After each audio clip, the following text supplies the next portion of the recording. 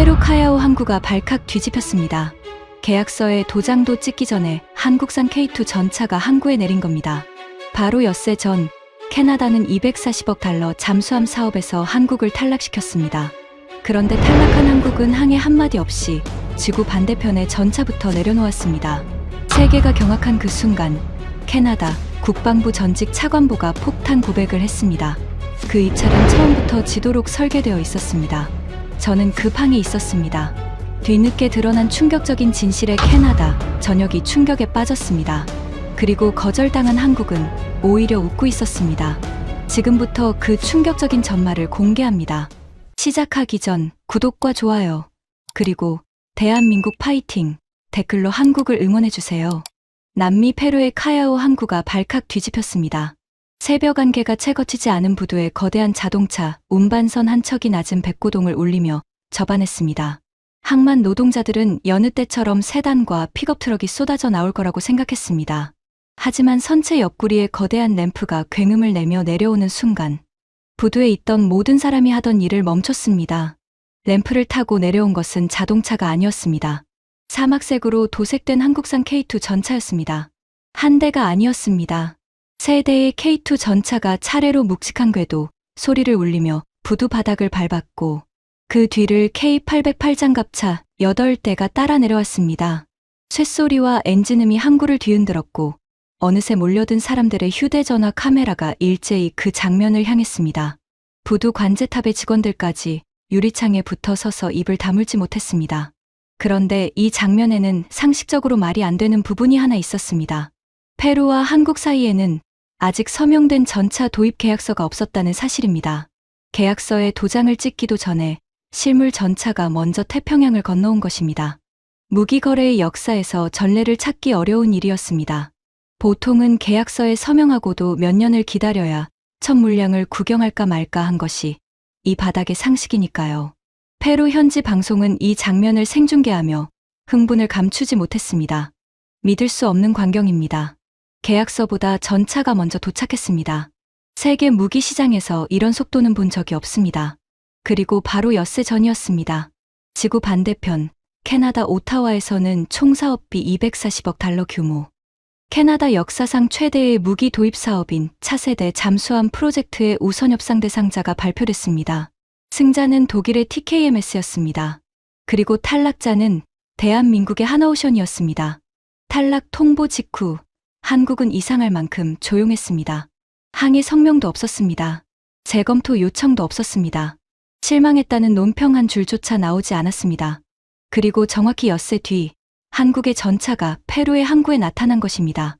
캐나다가 한국을 밀어낸 바로 그 주에 지구 반대편에서는 한 나라가 계약서도 없이 한국의 전차를 두 팔 벌려 받아들이고 있었습니다. 같은 주에 벌어진 두 장면은 너무나도 달랐습니다.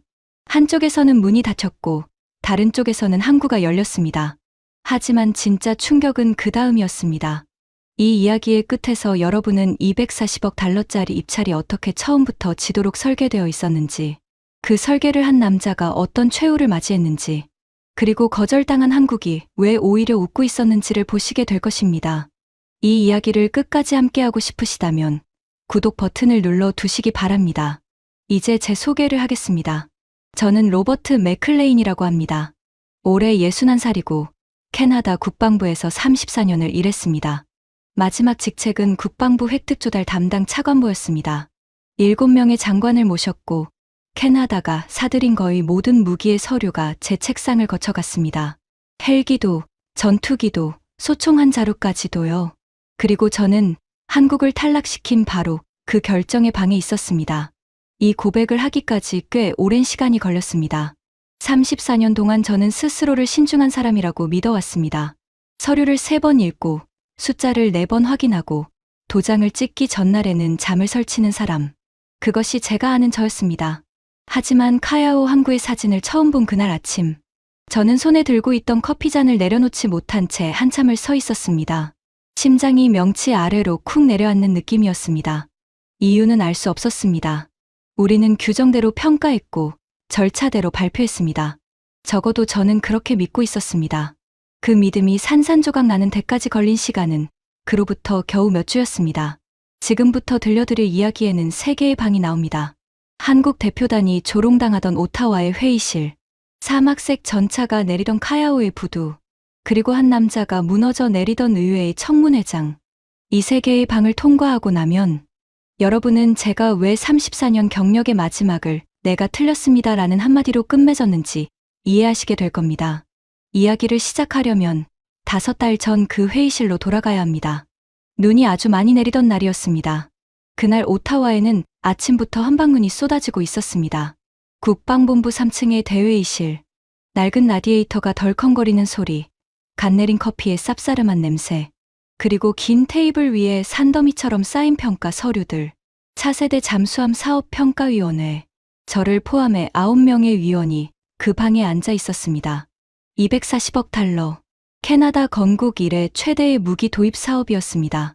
취역한 지 40년이 다 되어가는 노후 잠수함을 대체할 신형 잠수함 12척. 우리 해군의 다음 반세기가 그 방의 결정에 달려 있었습니다. 그리고 그 방에는 사실상의 주인이 따로 있었습니다. 줄리언 크로프트, 55살, 장관실 선임 정책보좌관, 몸에 딱 맞는 짙은 회색 정장, 은색 커프스 단추, 그리고 문장 끝을 살짝 끌어올리는 특유의 옥스퍼드 억양. 그는 유럽의 안보 포럼과 브뤼셀의 만찬장에서 경력을 쌓아 올린 남자였습니다. 사람들은 그를 대서양주의자라고 불렀습니다. 유럽과의 동맹이야말로 캐나다의 유일한 길이라고 믿는 사람이라는 뜻입니다. 공식 직함만 보면 그는 평가위원조차 아니었습니다. 하지만 장관의 귀는 그의 것이었고 총리실로 올라가는 보고서의 문장은 그의 손끝에서 다듬어졌습니다. 회의실에서 그가 펜을 내려놓으면 발언이 끊겼고 그가 고개를 저으면 안건이 죽었습니다. 34년을 공직에서 보낸 저도 그런 종류의 권력은 처음 봤습니다. 그날은 한국 컨소시엄의 최종 프레젠테이션이 있는 날이었습니다. 하나오션의 대표단 6명이 회의실로 들어왔습니다. 수석 대표는 강태원 부사장. 60을 간 넘긴 백발이 단정한 남자였습니다. 그는 9명의 위원 한 사람과 눈을 맞추며 악수를 청했고 완벽하지는 않지만 한 단어 한 단어 정확한 영어로 인사를 건넸습니다. 프레젠테이션은 90분 동안 이어졌습니다. 그리고 고백하건대 그 90분은 제가 34년 동안 본 제안서 중 가장 대담한 내용이었습니다. 핵심은 잠수함 12척이 아니었습니다. 한국은 캐나다에 산업 하나를 통째로 심어주겠다고 제안하고 있었습니다. 잠수함은 시작일 뿐이었습니다. 캐나다 기업이 지분 과반을 갖는 합작회사를 세운다. 그 회사가 캐나다 노동자를 고용해 캐나다 땅에서 K9 자주포를 생산한다. K10 탄약 운반차, 천무 다연장 로켓, 레드백 장갑차까지 생산 라인을 확장한다. 캐나다산 철강으로 차체를 만들고 압박받는 캐나다 자동차 부품사들을 방산 공급망으로 전환시킨다. 그렇게 만든 무기를 캐나다군이 쓰고 남는 물량은 유럽의 나토 동맹국에 수출한다. 직간접 일자리 38,000개. 첫 잠수함 인도는 경쟁사보다 3년 빠른 일정. 그리고 전체 패키지 가격은 독일 제안보다 25%나 저렴했습니다. 숫자만 놓고 보면 상대가 되지 않는 게임이었습니다. 발표가 끝나자 해군 출신 위원인 헤인즈 제독이 먼저 입을 열었습니다. 그는 진지한 얼굴이었습니다. 강 부사장님, 이 인도 일정 말입니다. 정말 지킬 수 있는 숫자입니까? 강태원 부사장은 고개를 끄덕였습니다. 폴란드에서 저희는 계약 넉 달 만에 초도 물량을 인도했습니다. 호주에서는 약속한 공장을 약속한 날짜에 완공했습니다. 저희가 드린 숫자는 희망사항이 아니라 이미 한번 해본 일의 기록입니다. 회의실 공기가 잠시 흔들렸습니다. 몇몇 위원이 서류를 다시 들여다보는 것이 보였습니다. 바로 그때였습니다. 질문 있습니다. 크로프트가 손을 들었습니다. 그는 자기 앞에 놓인 한국 제안서를 뒤적이지도 않았습니다. 처음부터 읽을 생각이 없었으니까요. 강 부사장님, 솔직하게 묻겠습니다. 이 위원회가 왜 자동차나 만들던 나라의 잠수함 설명을 90분씩 들어야 합니까? 이 방의 시간은 240억 달러짜리입니다. 회의실 여기저기서 낮은 웃음이 새어나왔습니다. 저는 그 웃음을 말리지 않았습니다. 그것이 저희 첫 번째 죄였습니다.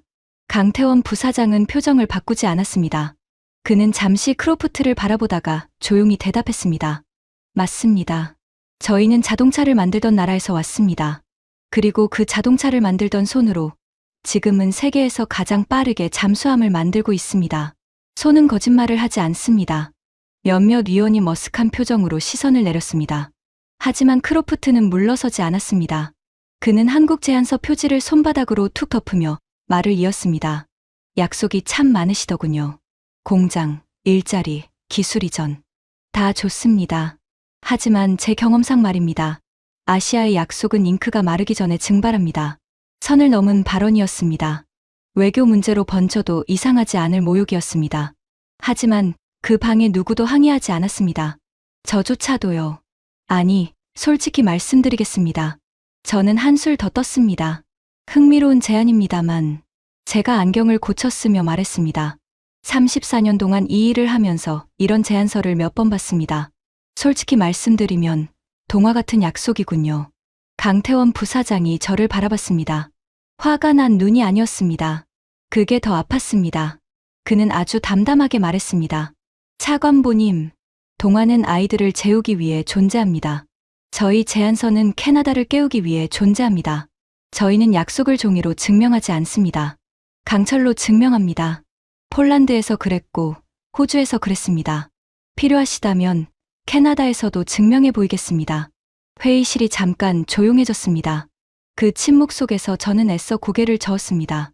그때의 저는 세 가지를 신앙처럼 믿고 있었으니까요. 첫째, 잠수함의 원조는 독일이라는 것. 한국은 불과 수십 년 전 독일의 209급 잠수함을 라이선스로 들여와 조립하면서 기술을 배운 나라였습니다. 원조가 눈앞에 있는데 왜 그 제자에게 물건을 사야 합니까? 둘째, 저 화려한 패키지는 과장 마케팅이라는 것.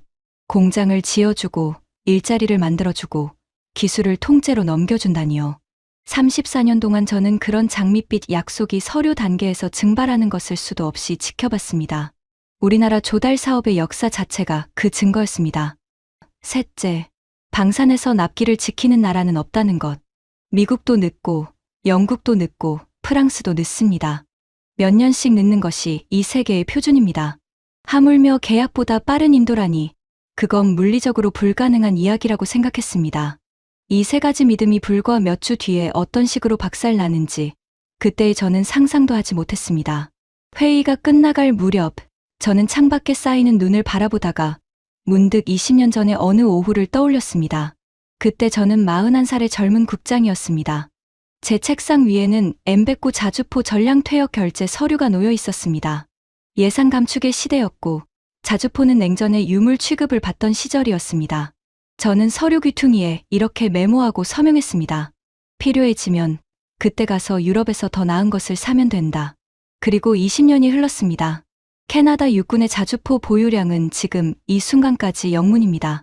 대등한 상대와의 전쟁에서 자주포가 들어온 만큼 중요하다는 사실을 전 세계가 실시간으로 지켜보고 있는 이 시대에 우리는 단 한 문도 가지고 있지 않습니다. 그때 가서 사면 된다던 그 유럽은 20년 동안 단 한 번도 우리에게 좋은 조건을 먼저 내민 적이 없었습니다. 그런데 지금 지구 반대편의 나라가 자주포 공장을 통째로 지어주겠다고 이 방까지 찾아온 것입니다. 그리고 우리는 그 제안을 비웃고 있었습니다. 가슴 한구석이 서늘해졌습니다. 하지만 저는 그 느낌을 애써 눌러 덮었습니다. 34년 차 관료에 익숙한 기술이었죠.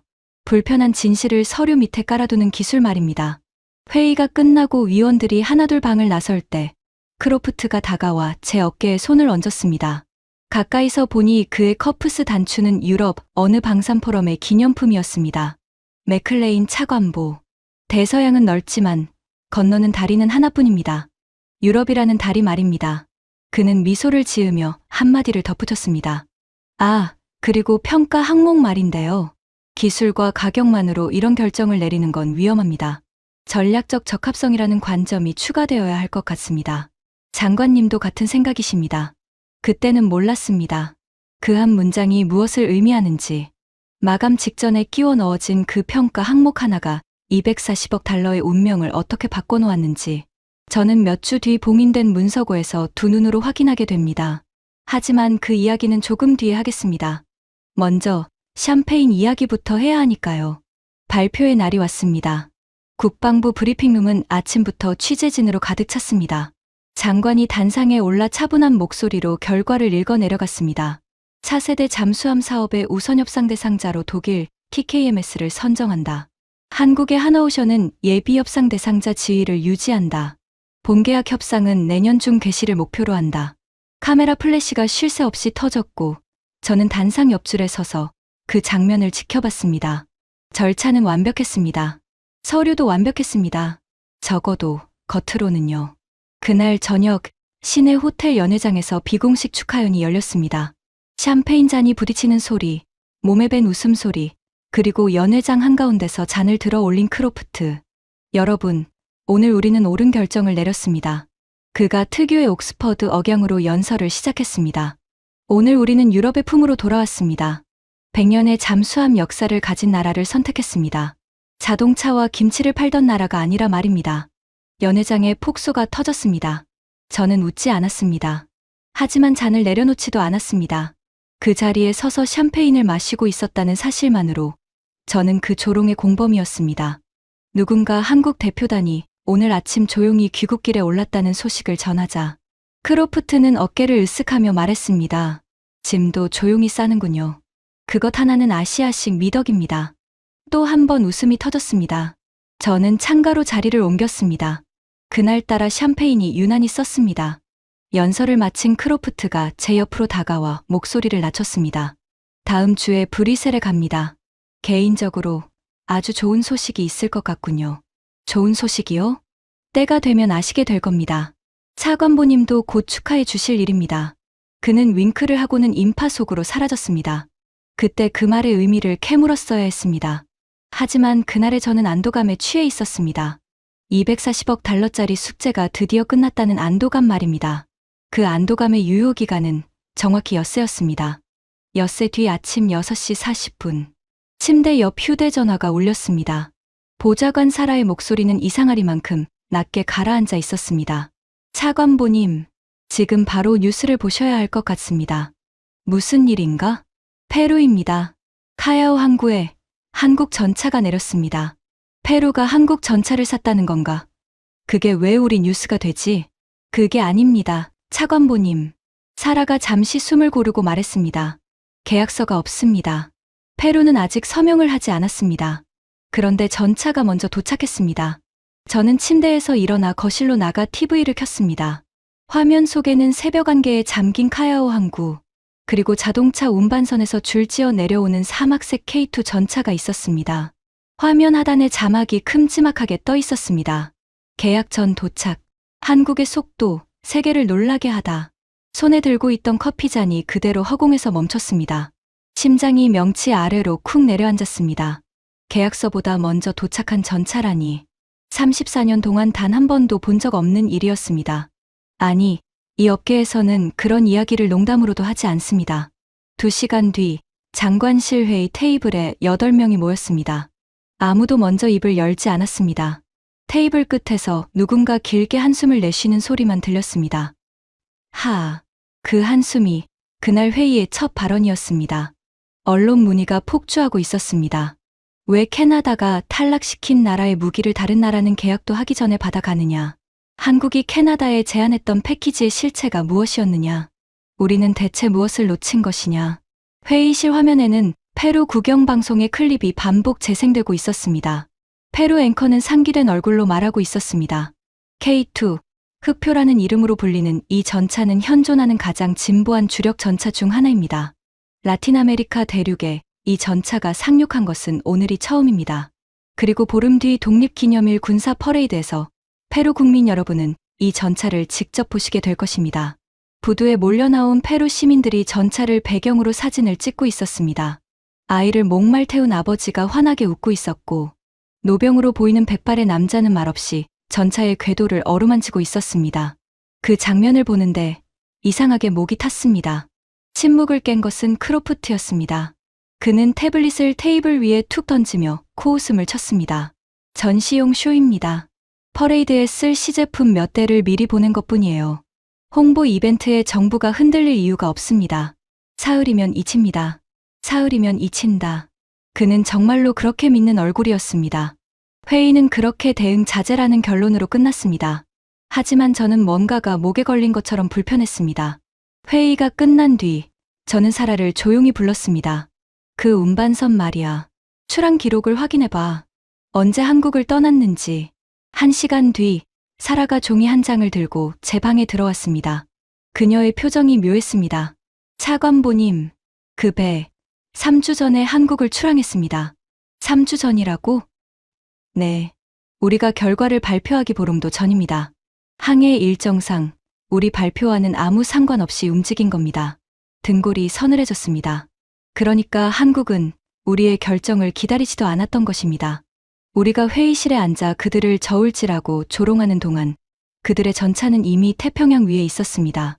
캐나다는 한국에게 세상의 전부가 아니라 여러 고객 중 하나였을 뿐이라는 이야기였습니다. 거절당한 쪽이 매달릴 거라고 생각했습니다. 하지만 매달리기는커녕 그들은 뒤도 돌아보지 않고 다음 항구를 향해 나아가고 있었습니다. 사라, 페루건, 우리가 가진 자료 전부 가져와봐. 30분 뒤 제 책상에 놓인 보고서를 읽으며 저는 안경을 2번이나 고쳐 썼습니다. 페루가 한국과 협상 중인 패키지는 16억 달러 규모, K2 전차 60대와 K808 장갑차 155대, 리마 인근에 조립 생산 공장을 세우고 18년에 걸쳐 기술을 이전받는 조건이었습니다.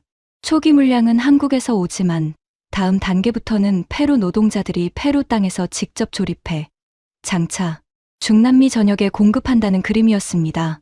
어디서 많이 본 그림이었습니다. 그렇습니다. 우리가 5달 전 회의실에서 동화라고 비웃었던 바로 그 제안의 축소판이 지구 반대편에서는 이미 현실이 되어 굴러가고 있었던 것입니다. 그것도 계약서의 잉크가 마르기도 전에요. 아시아의 약속은 잉크가 마르기 전에 증발한다던 크로프트의 말이 떠올랐습니다. 현실은 정반대였습니다. 잉크가 마르기도 전에 약속이 먼저 도착해 있었습니다. 그날 오후 늦게 장관이 저를 집무실로 따로 불렀습니다. 창밖으로 해가 지고 있었고 장관은 한참 동안 창밖만 바라보다가 낮은 목소리로 입을 열었습니다. 맥클레인 차관보, 리마에 좀 다녀와야겠습니다.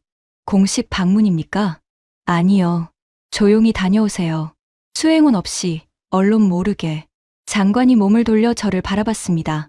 그 눈에는 제가 한 번도 본 적 없는 감정이 담겨 있었습니다. 가서 당신 눈으로 직접 보고 오세요. 우리가 대체 무엇을 거절한 건지. 저는 알겠다고 답하고 집무실을 나왔습니다. 복도를 걸어 나오는데 다리가 이상하게 무거웠습니다. 그때까지만 해도 저는 믿고 있었습니다. 가서 확인해 보면 크로프트의 말대로 전시용 쇼에 불과할 거라고. 우리의 평가는 옳았고 절차는 정당했으며 서류에는 아무 문제가 없다고. 하지만 리마에서 저를 기다리고 있던 것은 제 34년을 밑동부터 무너뜨리는 광경이었습니다. 그리고 그 광경의 한가운데에는 40년 전 독일 조선소에서 용접이나 배우라는 소리를 들었다는 한 한국인 노기술자가 서 있었습니다. 리마의 아침 공기는 오타와와 완전히 달랐습니다. 태평양에서 불어오는 바람에는 소금기와 생선 냄새, 그리고 디젤 연기가 뒤섞여 있었습니다. 저는 넥타이 대신 낡은 점퍼를 걸치고 관광객처럼 카메라 하나를 목에 건 채 카야오 항구로 향했습니다. 공식 방문이 아니었으니까요. 여권에 찍힌 입국 목적은 관광이었습니다. 34년 공직 인생에서 처음 해보는 종류의 출장이었습니다. 항구에 가까워질수록 이상한 광경이 눈에 들어왔습니다. 사람들이 걸어가고 있었습니다. 그것도 한 방향으로요. 아이 손을 잡은 부부, 교복 차림의 학생들, 지팡이를 짚은 노인들까지 마치 축제라도 열린 것처럼 항구 쪽으로 몰려가고 있었습니다. 그리고 부두 초입에 도착한 순간 저는 그들이 무엇을 보러 가는지 알게 되었습니다. 사막색 K2 전차 3대가 야드에 나란히 서 있었습니다. 그 옆으로 K808 장갑차 8대가 오와 열을 맞춰 도열해 있었고 페루 육군 병사들이 그 주위에 경계선을 치고 있었습니다. 경계선 바깥에는 수백 명의 시민이 몰려서서 휴대전화를 들고 있었습니다. 아침 햇살이 전차의 포탑 위에서 부서지고 있었습니다. 솔직히 고백하겠습니다. 그 순간 제 첫 감정은 분석이 아니었습니다. 압도였습니다. 서류 속의 K2와 눈앞의 K2는 완전히 다른 물건이었습니다. 낮게 웅크린 차체, 매끈하게 각진 포탑, 그리고 사막색 도장 아래로 느껴지는 묵직한 존재감. 34년 동안 저는 무기를 숫자로만 다뤄왔습니다. 그런데 그 아침, 저는 처음으로 무기를 실물로 마주하고 있다는 기분이 들었습니다. 경계선 앞에서 한 100발의 노인이 병사에게 뭐라고 간청하고 있었습니다. 통역 애플리케이션을 켜고 들어보니 이런 내용이었습니다. 한 번만 만져보게 해주게. 내 평생 우리 군대가 이런 물건을 갖는 날이 올 줄 몰랐어. 병사는 잠시 망설이다가 상관의 눈치를 보더니 노인을 경계선 안으로 들여보냈습니다. 노인은 떨리는 손으로 전차의 궤도를 쓰다듬었습니다. 그리고 아무 말 없이 한참을 서 있었습니다. 목이 탔습니다. 저 노인의 표정을 저는 어디선가 본 적이 있었습니다. 아주 오래전 우리 해군의 마지막 신형 함정이 진수되던 날 부두에 서 있던 우리 노병들의 얼굴이었습니다. 우리에게도 저런 아침이 있었습니다. 아주 오래전에요. 캐나다에서 오셨다고요. 등 뒤에서 영어가 들렸습니다. 돌아보니 전투복 차림의 장교가 서 있었습니다. 가슴의 명찰에는 발디비아라고 적혀 있었습니다. 페루 육군 대령. 이번 도입 사업의 실무 책임자였습니다. 제 신분은 대사관을 통해 조용히 전달되어 있었습니다. 비공식 참관 요청. 페루 측은 거절할 줄 알았는데 뜻밖에도 흔쾌히 받아들였다고 했습니다. 이제 그 이유를 알 것 같았습니다. 그들은 보여주고 싶었던 겁니다. 멀리서 구경 오셨군요. 차관보님. 발디비아 대령의 입가에는 미소가 걸려 있었습니다. 예의 바른, 하지만 어딘가 뼈가 있는 미소였습니다. 솔직히 놀랐습니다. 제가 말했습니다. 계약서도 없이 실물이 먼저 온다는 건 우리 상식으로는 불가능한 일이라서요. 대령은 고개를 끄덕이더니 전차 쪽으로 시선을 돌리며 말했습니다.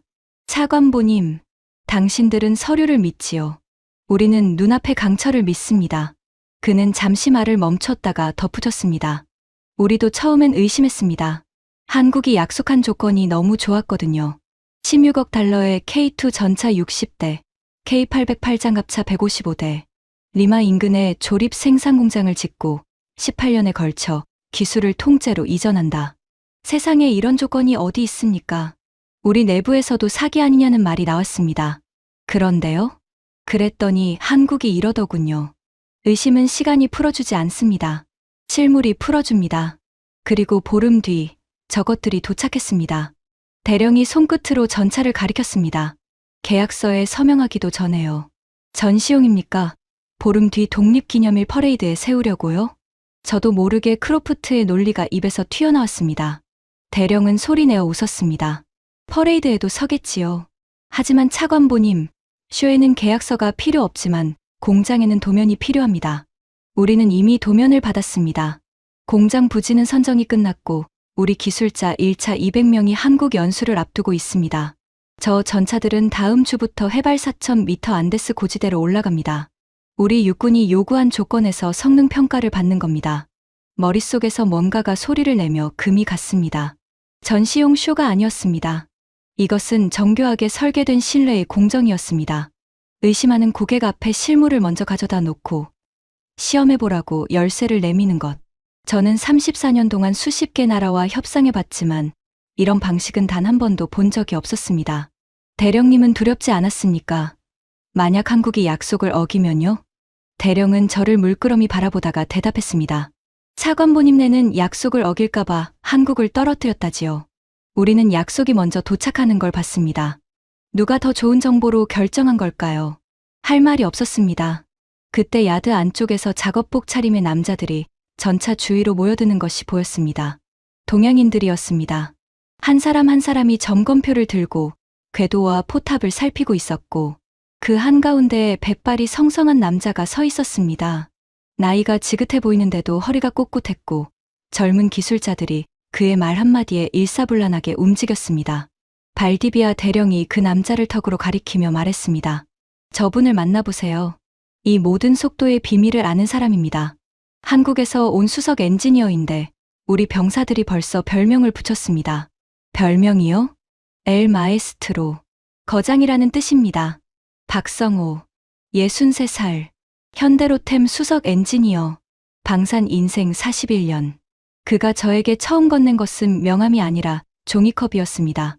항구 옆에 세워진 임시 사무동, 컨테이너를 이어 붙인 그 공간에서 그는 믹스커피를 타서 두 손으로 내밀었습니다. 멀리 오셨습니다. 이런 것밖에 대접할 게 없네요. 작업복 소매 아래로 보이는 그의 손은 기술자의 손이었습니다. 마디가 굵고 손톱 밑에 기름때가 배어있고 손등에는 오래된 흉터가 있었습니다. 그런데 그 손으로 커피를 내미는 자세가 이상하리만큼 정중했습니다. 저는 신분을 숨기지 않았습니다. 캐나다 국방부 차관보, 당신들을 탈락시킨 나라에 그 결정에 참여한 사람, 조롱까지 보탠 사람이라는 말은 차마하지 못했지만요. 박성호 수석은 잠시 저를 바라보더니 고개를 끄덕였습니다. 알고 있습니다. 오타와 회의실에 저희 업계 후배들이 갔었지요. 하나오션의 강 부사장은 제 오랜 지기입니다. 심장이 내려앉았습니다. 그 회의실의 웃음소리를 이 사람은 이미 전에 들어 알고 있다는 뜻이었습니다. 그때의 일은 괜찮습니다. 그가 제 말을 부드럽게 잘랐습니다. 저희는 무시당하는 것에서 시작하는 법을 압니다. 무시는 저희의 출발선이거든요. 원망도 비아냥도 아니었습니다. 그냥 사실을 말하는 목소리였습니다. 그래서 더 아팠습니다. 저는 물었습니다. 어떻게 계약도 하기 전에 전차를 보낼 수 있느냐고. 회사가 반대하지 않았느냐고. 그는 종이컵을 내려다보며 잠시 생각하더니 뜻밖의 이야기를 시작했습니다. 차관보님, 제 아버지는 마산의 철공소 용접공이었습니다. 용접공이요? 네. 말수가 거의 없는 분이었어요. 평생 하신 말씀을 다 모아도 A4 몇 장이 안 될 겁니다. 대신 손으로 말하는 분이었죠. 아버지 손등에는 불똥에 댄 흉터가 지도처럼 깔려 있었습니다. 어릴 때 그 흉터를 만지면서 물었습니다. 아버지, 안 아파요? 그랬더니 딱 한마디 하시더군요. 쇠는 정직하다. 사람 손이 가는 만큼만 붙는다. 그는 자기 손등의 흉터를 내려다봤습니다. 저도 용접부터 배웠습니다. 그러다 회사에 들어갔고 40몇 해 전에 독일로 연수를 갔습니다. 변속기 기술을 배우러요. 그때 한국은 전차의 심장을 못 만들었으니까요. 엔진도 변속기도 남의 것이었습니다. 독일은 어땠습니까? 박성호 수석은 처음으로 옅게 웃었습니다. 그런데 그 웃음이 서늘했습니다. 공장 견학을 갔는데 핵심 라인 앞에서 저희만 세우더군요. 도면이 붙은 벽에는 천을 덮었습니다. 그리고 책임자가 통역을 통해 이렇게 말했습니다. 한국 친구들은 조립이나 잘 배우게. 설계는 자네들 일이 아니야. 자네들이 전차를 처음부터 만들려면 100년은 걸릴 거야. 100년이요. 네, 100년. 그날 밤 숙소에서 동기 하나가 분해서 울었습니다. 저는 안 울었어요. 대신 수첩에 그 말을 적었습니다. 100년이라고 적고 그 옆에 이렇게 썼습니다. 두고 보자가 아니라 해보자. 그는 컨테이너 창밖의 K2를 바라봤습니다. 그로부터 40년이 걸렸습니다. 엔진을 국산화하다 시험장에서 몇 번을 주저앉았는지 모릅니다. 변속기 내구 시험에서 떨어졌을 때는 언론에서 세금 낭비라고 두들겨 맞았습니다. 그만두라는 말, 수입해서 쓰면 된다는 말, 지겹게 들었습니다. 하지만 그때마다 아버지 말이 생각났습니다. 쇠는 정직하다. 사람 손이 가는 만큼만 붙는다. 그래서 손을 더 댔습니다. 그것밖에 방법이 없었으니까요. 그래서 지금은요? 지금 저 전차는 심장까지 한국산입니다. 그리고 저는 100년 걸린다던 그 나라와 같은 입찰장에 섭니다. 컨테이너 안이 조용해졌습니다. 밖에서 궤도가 아스팔트를 긁는 소리, 젊은 기술자들이 한국어로 주고받는 구호 소리가 아득하게 들렸습니다. 계약 전에 전차를 보낸 이유를 물으셨지요. 박성호 수석이 다시 입을 열었습니다. 저희는 40년 동안 못 믿겠다는 말을 들으며 살았습니다. 그래서 압니다. 의심하는 사람에게 서류를 100장 보여줘도 소용없습니다. 하지만 실물 앞에서는 누구나 정직해집니다. 쇠는 정직하니까요. 그래서 보냈습니다. 저희가 드릴 수 있는 가장 정직한 대답이 저것이었습니다. 저는 그 순간 오타와의 회의실을 떠올렸습니다. 동화 같은 약속이군요. 나던 제 목소리를요. 얼굴이 화끈거려서 커피만 들이켰습니다. 식은 믹스커피가 그렇게 쓴 줄 그날 처음 알았습니다. 떠나기 전에 저는 마지막으로 물었습니다. 수석님, 캐나다가 밉지 않으십니까? 그는 이번에도 담담했습니다. 미울 시간이 없습니다. 저희는 다음 항구로 가야 하거든요. 숙소로 돌아온 밤, 저는 한숨도 자지 못했습니다. 천장을 보며 몇 번이고 같은 생각을 굴렸습니다. 우리는 대체 무엇을 근거로 저 사람들을 비웃었을까? 서류였을까? 아니면 그냥 오만이었을까? 그리고 새벽녘, 저는 노트북을 열고 민해행 항공편을 검색했습니다. 이제 반대편의 이야기를 들어야 했습니다. 승자의 입에서 나오는 이야기를요. 그들이 실력으로 이겼다는 확인을 받아야 제 34년이 무너지지 않을 것 같았습니다. 지금 생각하면 그것은 확인이 아니라 마지막 지푸라기였습니다. 미네네는 비가 내리고 있었습니다. 클라우스 베르너, 62살, 독일 방산업계에서 30년을 보낸 전직 임원이자 지금은 유럽에서 가장 이름 있는 방산 컨설턴트 중 한 사람. 저와는 국제안보 포럼에서 알고 지낸 지 20년 된 사이였습니다. 유럽 방산의 속사정을 그보다 잘 아는 사람은 없었습니다.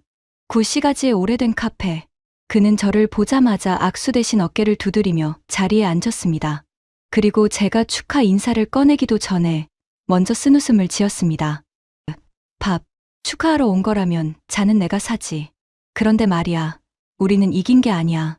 낙점된 거지. 그게 무슨 소리인가. 자네가 더 잘 알 텐데. 베르너는 커피를 한 모금 마시고 창밖의 비를 잠시 바라보다가 말을 이었습니다. 내부 분석 이야기를 해주지. 자네네 입찰이 붙기 전에 우리 업계에서도 시뮬레이션을 돌렸어. 성능, 가격, 납기, 산업 패키지. 네, 개 항목 전부에서 결과가 같았네. 한국 우세. 그것도 근소한 차이가 아니라 체급이 다른 수준으로. 독일이 잠수함의 원조 아닌가. 100년의 역사가 있고 역사는 박물관에 있지 도크에 있는 게 아니야. 그가 잘라 말했습니다. 밥, 지금 유럽 조선소들의 도크가 어떤 상태인지 아나. 주문은 밀려있고 숙련공은 은퇴하고 납기는 해마다 뒤로 밀리네. 그런데 한국은 어떤지 아나. 거제의 가북에 도크 하나에서 잠수함이 동시에 올라가. 우리 엔지니어들이 시찰 다녀와서 뭐라고 했는지 아나. 저건 조선소가 아니라 공장이다. 그것도 세계에서 가장 무서운 공장이다. 저는 마른 침을 삼켰습니다. 납기 이야기가 나왔으니 말인데 베르너가 손가락을 하나씩 꼽기 시작했습니다. 폴란드. 레오파르트를 만드는 우리 독일의 바로 이웃 나라야. 그 나라가 전차가 급해지니까 어디로 갔나.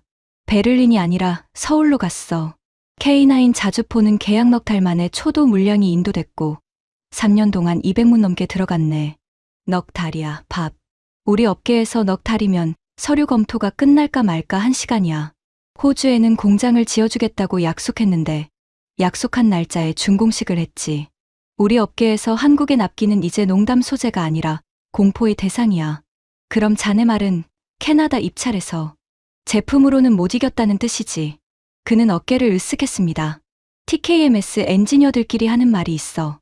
한국하고 붙으면 제품으로는 못 이긴다. 회의실에서 이겨야 한다. 심장이 명치 아래로 떨어졌습니다. 회의실에서 이겨야 한다. 그 회의실에 제가 앉아 있었습니다. 그래서 어떻게 이겼나. 제 목소리가 저도 모르게 낮아졌습니다. 베르너는 한동안 저를 바라봤습니다. 20년 지기의 눈이 처음으로 저를 재고 있었습니다. 밥, 자네니까 하는 말인데 그가 목소리를 낮췄습니다. 이번 거는 우리 쪽에서도 이상하다는 말이 돌았어. 평가 막판에 판이 바뀌었다는 거야. 기술이나 가격 같은 걸로는 도저히 설명이 안 되는 방식으로. 그래서 브리셀 쪽 사람들이 바빴다는 소문이 있었지. 캐나다에도 유럽의 친구들이 많지 않은가. 아주 열심히 일하는 친구들 말이야.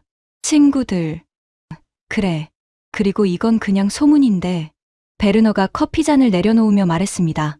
그 친구들 명단에 조만간 한 명이 더 올라간다더군. 오타와에서 아주 큰 공을 세운 사람이라던데. 등고를 타고 차가운 것이 흘러내렸습니다. 브리셀에 갑니다. 좋은 소식이 있을 것 같군요. 축하연에서 크로프트가 속삭이던 목소리가 귓가에 되살아났습니다. 클라우스. 그게 누군가. 이름을 아나. 저는 소문은 팔지 않아. 그는 고개를 저었습니다. 하지만 밥, 오랜 친구로서 한마디만 하지. 답을 알고 싶으면 소문을 쫓지 말고 서류를 보게. 답은 늘 서류에 있어. 자네는 그 서류에 접근할 수 있는 사람 아닌가. 카페를 나서는데 비가 더 굵어져 있었습니다. 우산을 폈지만 어깨가 젖는 것도 몰랐습니다. 머릿속에는 한 문장만 맴돌고 있었습니다. 제품으로는 못 이긴다. 회의실에서 이겨야 한다. 공항으로 가는 택시 안에서 휴대전화가 울렸습니다.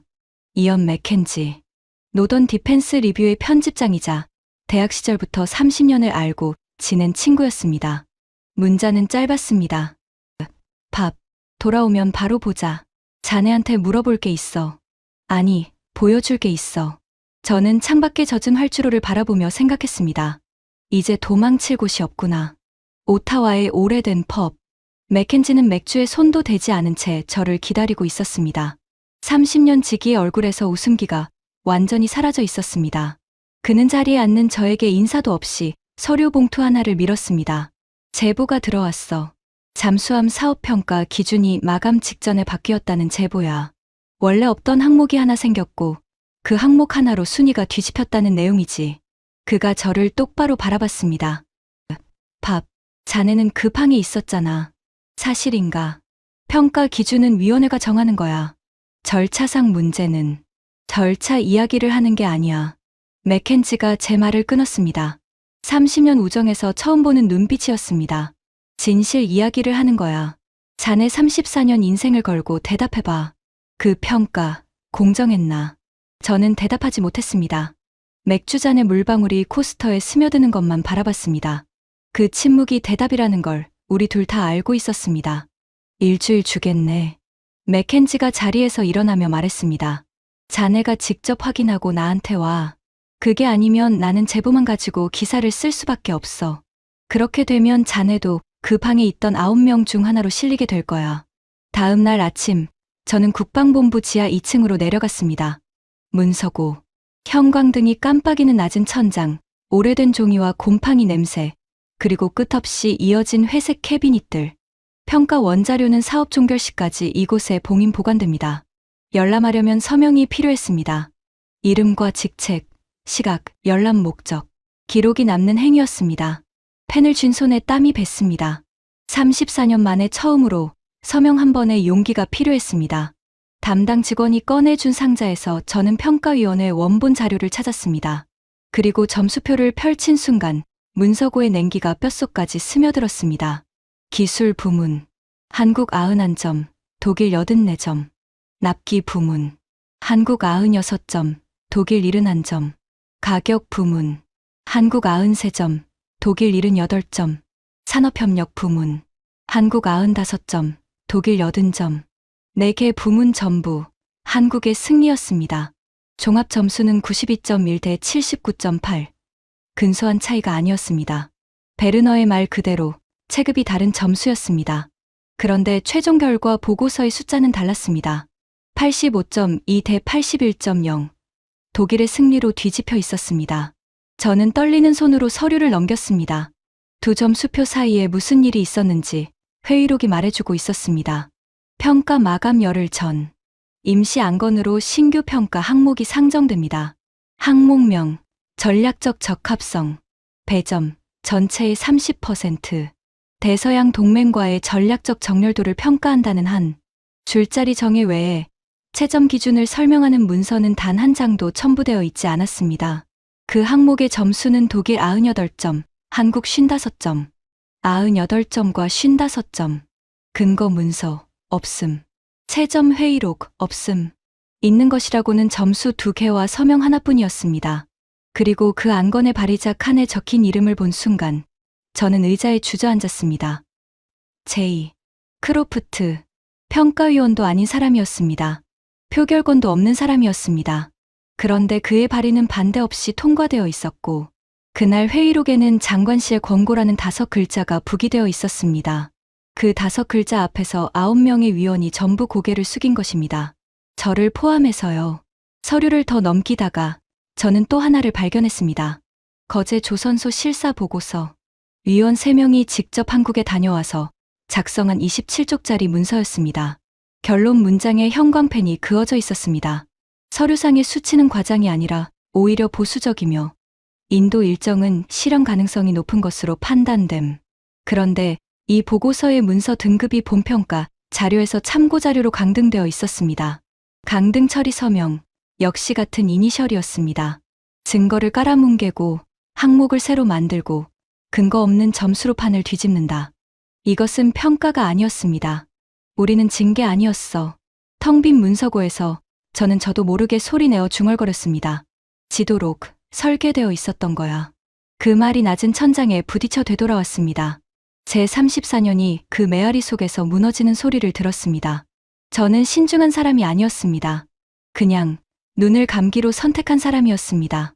복사본을 챙겨 문서고를 나서는데 복도 끝에서 익숙한 실루엣이 걸어오고 있었습니다.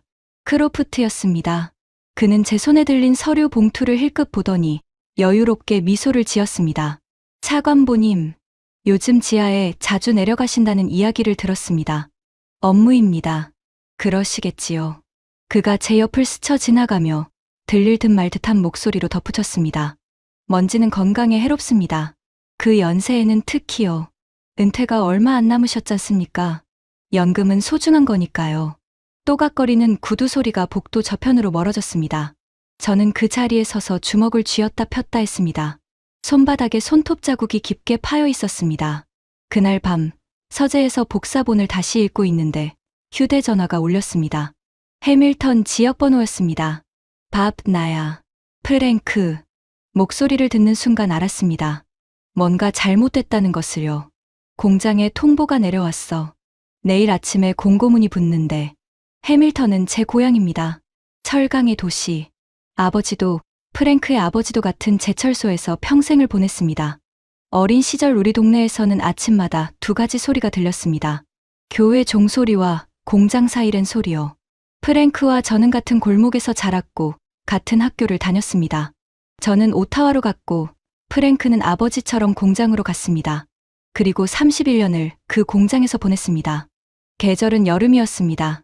하지만 공장 정문 앞에 도착했을 때 저는 겨울 한복판에 서 있는 기분이 들었습니다. 게시판 앞에 사람들이 모여 있었습니다. 아무도 말이 없었습니다. 공고문은 짧았습니다. 경영환경 악화에 따른 구조조정 계획. 전체 인원 1200명 중 340명 감원. 대상자 개별 통보 예정. 작업모를 손에 쥔 남자들이 그 종이 한 장을 말없이 올려다보고 있었습니다. 어떤 이는 휴대전화를 꺼내 들었다가 차마 전화를 걸지 못하고 도로 집어넣었습니다. 집에 뭐라고 말해야 할지 문장이 만들어지지 않는 얼굴들이었습니다. 프랭크는 정문 옆 벤치에 앉아 있었습니다. 31해 동안 입어온 작업복 차림 그대로요. 왔구나. 그는 웃으려고 애썼습니다. 그 애쓰는 표정이 공고문보다 아팠습니다. 우리는 공장 건너편의 오래된 펍으로 갔습니다. 우리 아버지들이 금요일마다 앉던 바로 그 자리였습니다. 프랭크는 맥주를 반쯤 비우고 나서야 입을 열었습니다. 자동차 쪽 주문이 3년째 줄고 있었어. 다들 알고는 있었지. 그래도 340명일 줄은 몰랐다. 밥, 우리 라인에 29살짜리가 있어.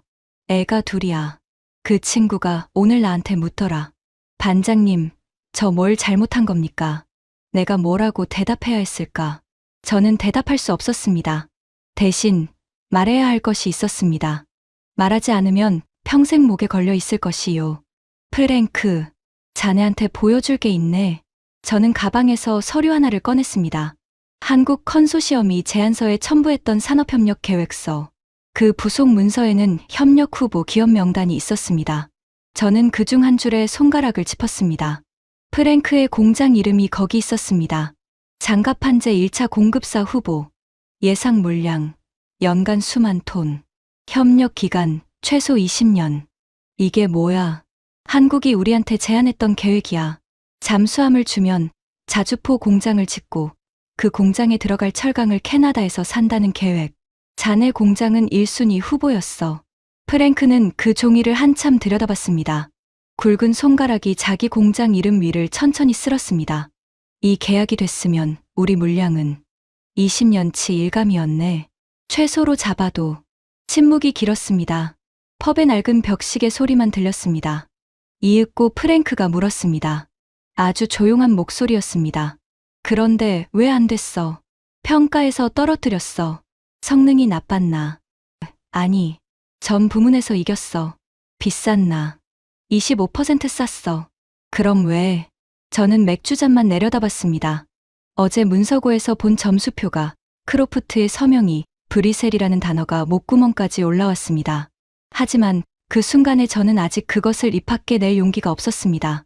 프랭크는 더 캐묻지 않았습니다. 그는 잔을 비우고 창밖의 공장 굴뚝을 바라보며 말했습니다. 밥, 난 정치는 몰라. 서류도 모르고. 그런데 강철은 알아. 31년을 만졌으니까. 그가 저를 돌아봤습니다. 강철은 거짓말을 안 해. 사람이 거짓말을 하지. 그 한마디가 모처럼 박혔습니다. 숙소로 돌아와 노트북을 열었을 때 뉴스 화면에 익숙한 얼굴이 떠 있었습니다. 브뤼셀에서 열린 유럽 방산 포럼. 단상 위에서 크로프트가 연설하고 있었습니다. 대서양 동맹의 승리, 가치를 공유하는 파트너십, 유럽과 북미의 영원한 결속. 박수가 터졌고 샴페인 잔이 오갔고 그는 환하게 웃고 있었습니다. 해밀턴의 게시판 앞에서 작업모를 쥐고 서 있던 남자들의 얼굴과 브뤼셀의 샴페인 잔이 한 화면처럼 겹쳐졌습니다. 손이 떨렸습니다. 분노라는 감정을 그렇게 물리적으로 느껴본 것은 처음이었습니다. 저는 휴대전화를 들어 맥켄지의 번호를 눌렀습니다. 신호음이 2번 가기도 전에 그가 받았습니다. 이언. 나야. 확인했나? 확인했네. 저는 창밖의 굴뚝 연기를 바라보며 말했습니다. 자네가 물었던 것 답해주겠네. 전부 다. 하지만 기사보다 먼저 해야 할 일이 있어. 이건 특종으로 끝날 일이 아니야. 기록으로 남아야 할 일이야. 무슨 뜻이야? 청문회야. 내가 증언대에 서겠네. 수화기 너머에서 맥켄지가 숨을 삼키는 소리가 들렸습니다.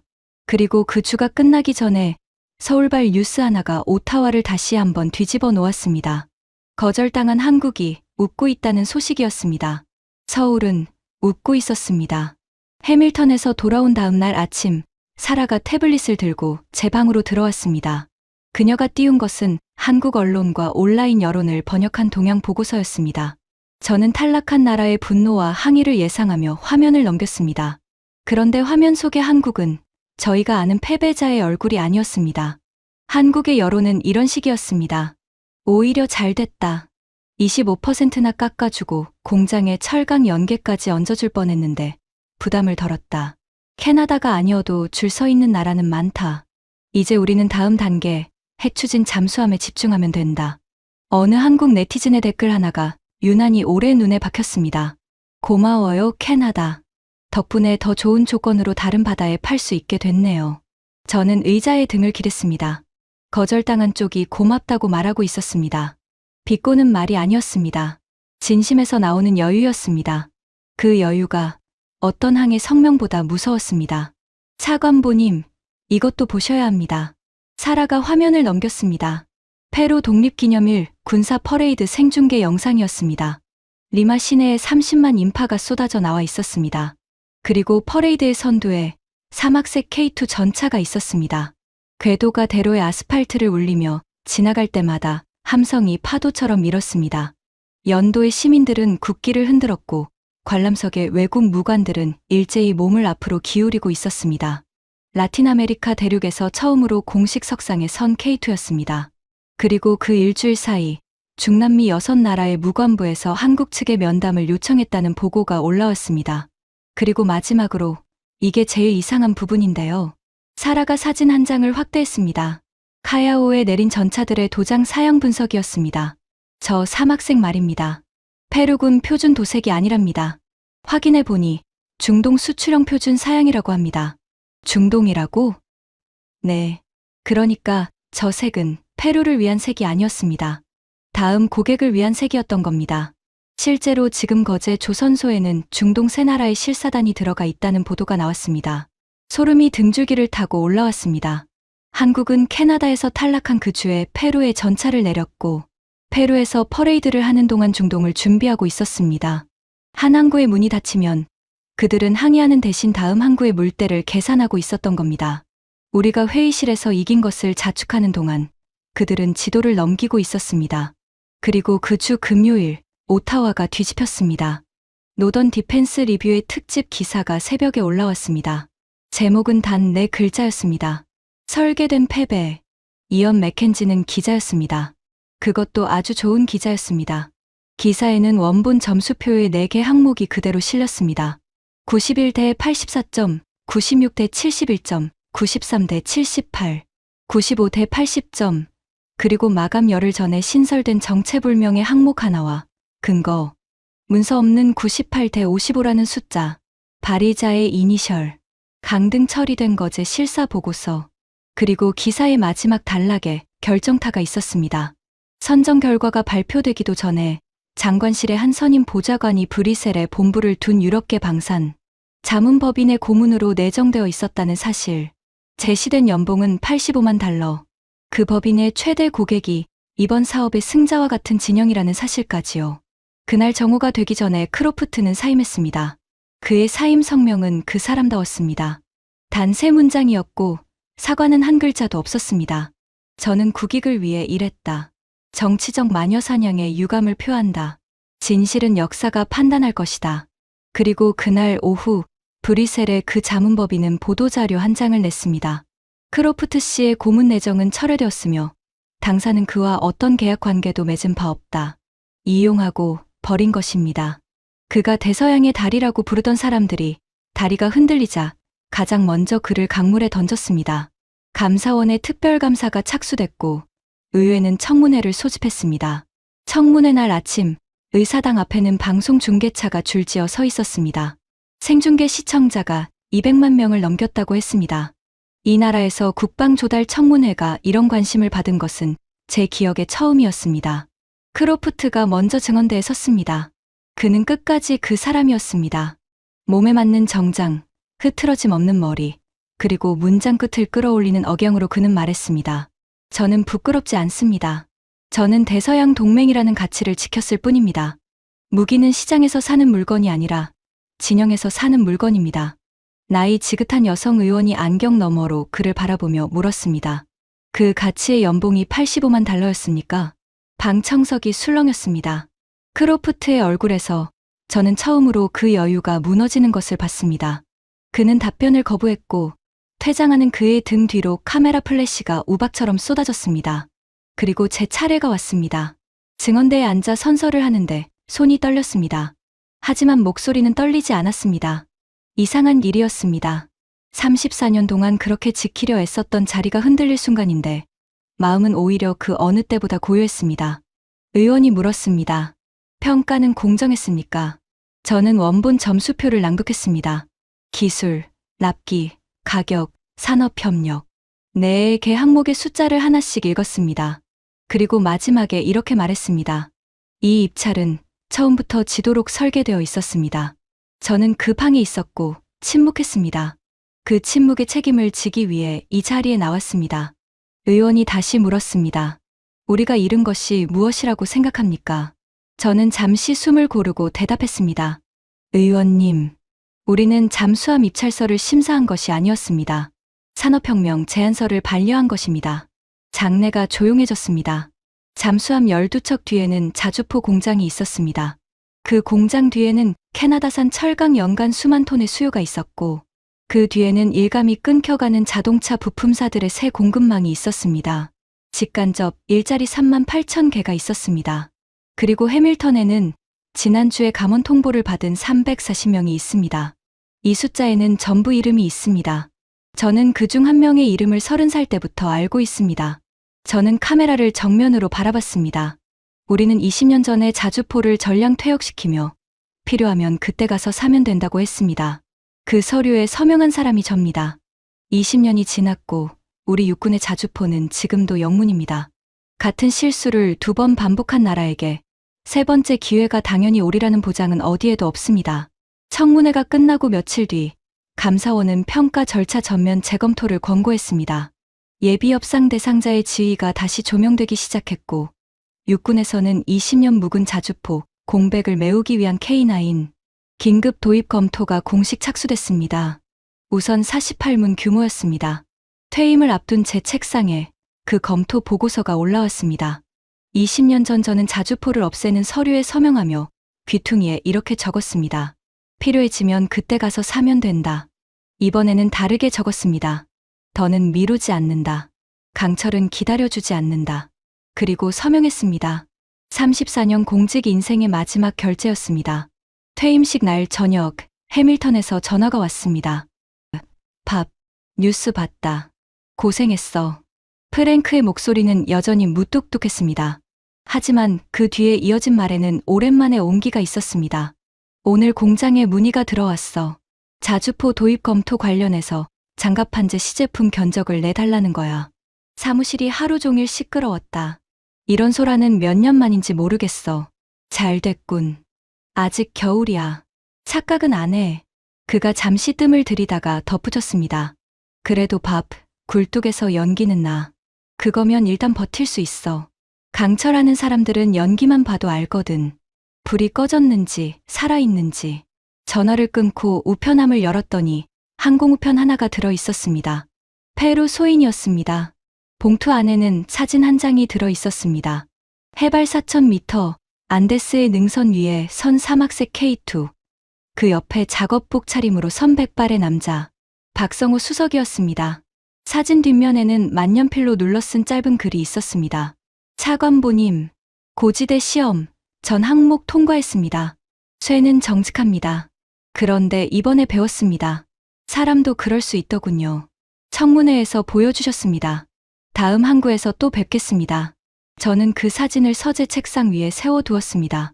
34년 동안 받은 어떤 훈장보다 무거운 물건이었습니다. 돌이켜보면 저는 세 가지를 믿었던 사람입니다. 원조가 영원하다는 믿음, 화려한 약속은 거짓이라는 믿음, 그리고 서류가 강철보다 정확하다는 믿음. 그 세 가지가 전부 틀렸다는 것을 인정하는데 34년 경력과 한 번의 청문회가 필요했습니다. 한국은 제가 알던 나라가 아니었습니다. 용접이나 배우라는 소리를 들으며 시작해 100년 걸린다던 일을 40년 만에 해낸 나라.